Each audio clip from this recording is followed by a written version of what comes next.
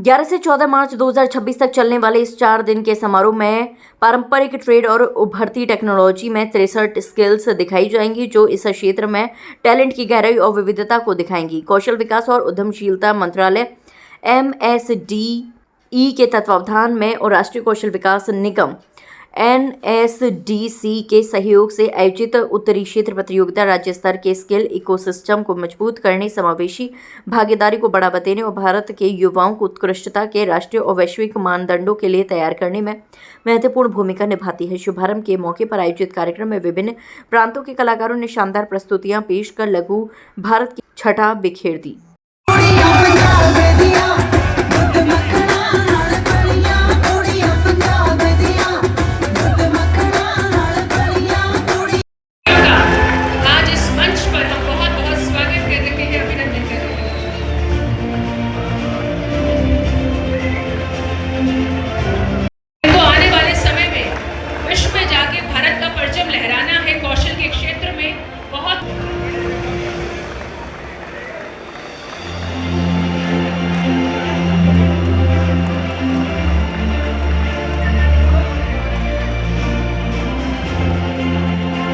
इस अवसर पर मुख्य संबोधन देते हुए कौशल विकास और उद्यमशीलता मंत्रालय के DDG अरुण कुमार यादव ने कहा, भारत की डेमोग्राफिक ताकत तभी इकोनॉमिक ताकत में बदल सकती है जब उसे कौशल का सहयोग मिले।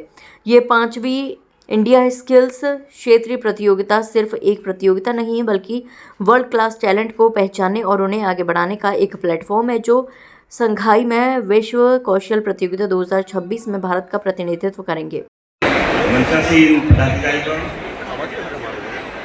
राज्य सरकार के अधिकारीगण, NSDC officials, jury members, trainers and my dear participants, जैसा कि आप सभी जानते हैं कि आज हम रीजनल कॉम्पिटिशन नॉर्थ 2025 का यहाँ आयोजन कर रहे हैं। बेसिकली ये रीजनल कॉम्पिटिशन्स में जो पार्टिसिपेट्स करते हैं, जो स्टेट गवर्नमेंट से सिलेक्ट होकर अभ्यर्थी आते हैं, वो लोग यहाँ पर अपनी स्किल्स प्रदर्शित करते हैं। ये हमारा 5वां रीजनल कॉम्पिटिशन्स है। पूरी इंडिया को हमने 5 पार्ट में डिवाइड किया हुआ है।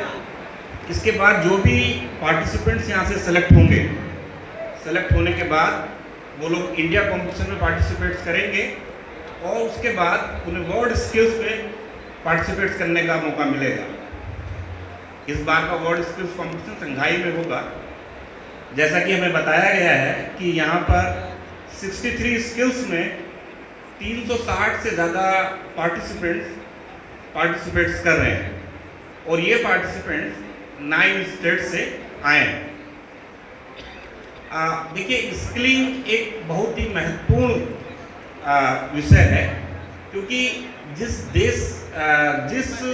गति से हमारा देश आगे बढ़ रहा है और 2047 तक हमें विकसित भारत बनाना है, उसके लिए हमें बहुत ही बड़ी स्किल वर्कफोर्स की ज़रूरत पड़ेगी।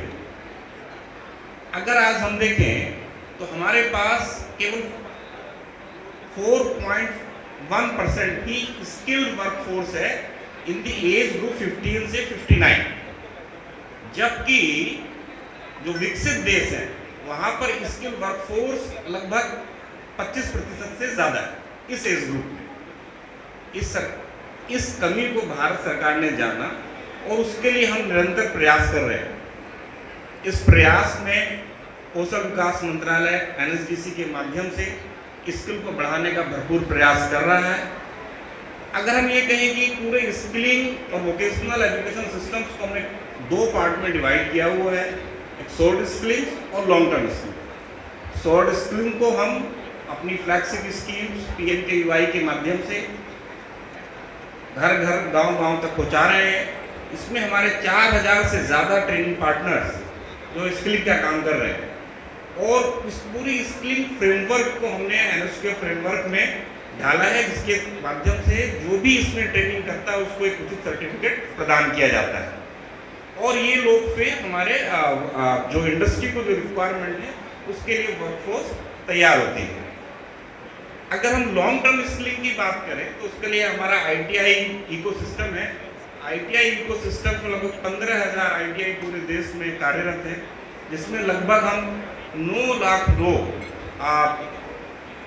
को ट्रेन एक वर्ष में करते हैं, जो कि हमारे विभिन्न क्षेत्रों में जाके हमारे रोजगार पाते हैं। देखिए, स्किलिंग बहुत ही महत्वपूर्ण आयाम है। अगर हम देखें कि 15 से 59 आयु के बीच में हमारी पॉपुलेशन का लगभग 60% लोग इसके बीच में आते हैं, तो यदि हम स्किलिंग नहीं करेंगे तो एक मेजर एम्प्लॉयमेंट की प्रॉब्लम्स हमारे सामने क्रिएट हो जाएगी। उसको अवॉइड करने के लिए ये हम NSDC के माध्यम से अपने PMKVY और ITI इकोसिस्टम से हम लगातार ट्रेनिंग प्रदान कर रहे हैं। दूसरा ये कि ये जो ट्रेनिंग का पूरा फ्रेमवर्क है, इसमें राज्य सरकार भी महत्वपूर्ण भूमिकाएं अदा करती है। तो राज्य सरकार भी हमारे साथ मिलकर हमारी इस योजनाओं में और अपनी योजनाओं के माध्यम से भी ट्रेनिंग देने का काम करती है। तो जो ये रीजनल कॉम्पिटिशन्स है, जैसा कि अभी पहले बताया गया है कि यहाँ तो या तो जीतते हैं या सीखते हैं, तो इसी उम्मीद के साथ कि जो यहाँ प्रतिभागी आए हैं या तो वो जीतेंगे, अगर वो नहीं भी जीतते हैं तो यहाँ से वो बहुत सारा ज्ञान यहाँ से वो लेके जाएंगे और आने वाले समय में वो और अच्छी तैयारी के साथ इन कॉम्पिटिशन में पार्टिसिपेट करेंगे। इस समारोह का समापन MSDE के संयुक्त निर्देशक प्रवीण कुमार के धन्यवाद प्रस्ताव के साथ हुआ। ये प्रतियोगिता अगले 3 दिनों तक आगरा के BSNL ग्राउंड में जारी रहेगी। पहले और दूसरे दिन 12 से 13 मार्च विशेषज्ञों और मुख्य विशेषज्ञों के नेतृत्व में कौशल विकास, असेसमेंट और वर्कशॉप आयोजित होगी। 360 से अधिक प्रतियोगिता अपनी ट्रेडों में एक्सीलेंस का प्रदर्शन करेंगी, जबकि मूल्यांकनकर्ता पारदर्शी और योग्यता आधारित असेसमेंट सुनिश्चित करेंगे। 14 मार्च को समापन समारोह में विजेताओं का समापन किया जाएगा और ट्रेनर्स, मेंटर्स और आयोजकों के योगदान की सराहना की जाएगी।